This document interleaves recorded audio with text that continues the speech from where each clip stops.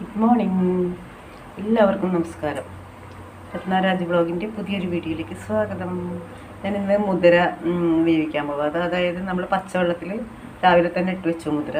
കുറച്ച് നേരം ഇട്ട് വയ്ക്കുമ്പോൾ അത് കുതിർന്ന് കഴിയുമ്പോൾ നമുക്ക് അത് വേവിച്ചെടുക്കുക. ആവശ്യത്തിനുള്ള വെള്ളം ഒഴിച്ചിട്ട് കുക്കറിൻ്റെ വിസിൽ വരുന്നത് എത്രയാണെന്ന് പറയാൻ പറ്റില്ല. കാരണം ഓരോ കുക്കറിനും ഓരോ വേവലൊക്കെ ആയിരിക്കില്ലേ.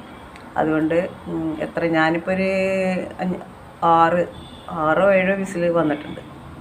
അപ്പോൾ നന്നായി വെന്ത് കഴിയുമ്പോൾ നമ്മളിത് കടുക് വറുക്കാൻ ഇത്തിരി കടുക് ഇട്ടു. ആവശ്യത്തിനുള്ള കടുക്, കുറച്ച് ഉള്ളിയൊക്കെ ഇഷ്ടം പോലെ ചേർക്കാം കേട്ടോ. അതിനൊന്നും യാതൊരു ലിമിറ്റും ഇല്ല. എത്ര വേണമെങ്കിലും ചേർത്താൽ അത്രയും ടേസ്റ്റാണ്.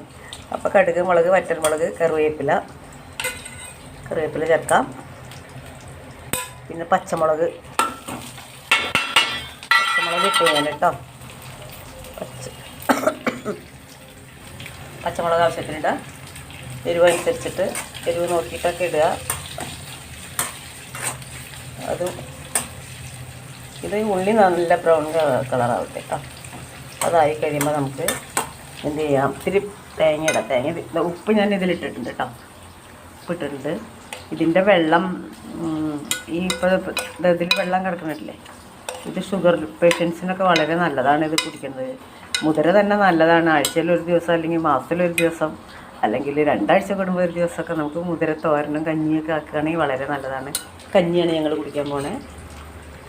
കഞ്ഞി വെന്ത് തുടങ്ങി. ഇപ്പോൾ കഞ്ഞി നല്ല കുത്തരി കഞ്ഞിയാണ് കേട്ടോ. അടിപൊളിയായിരിക്കും.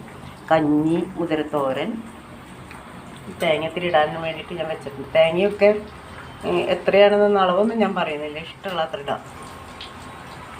എന്തായാലും ഒരു കപ്പ് ഇടാം കേട്ടോ. എന്നിട്ട് നമുക്ക് കഞ്ഞി കുടിക്കാം.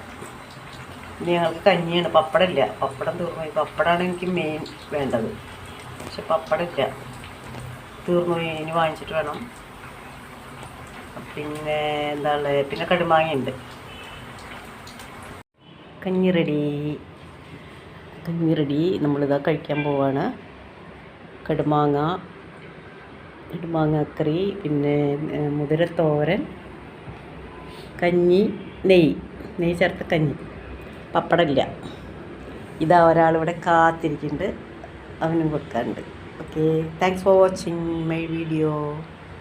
ഇഷ്ടപ്പെടുകയാണെങ്കിൽ ലൈക്ക്, കമൻറ്റ്, ഷെയർ, സബ്സ്ക്രൈബ് ചെയ്യാൻ മറക്കരുത്. പിന്നെ ബെല്ലൈക്കൺ ഒന്ന് എനേബിൾ ചെയ്യുകയാണെങ്കിൽ അടുത്ത വീഡിയോയുടെ നോട്ടിഫിക്കേഷൻ നിങ്ങൾക്ക് കിട്ടുന്നതാണ്. Okay, thank you so much.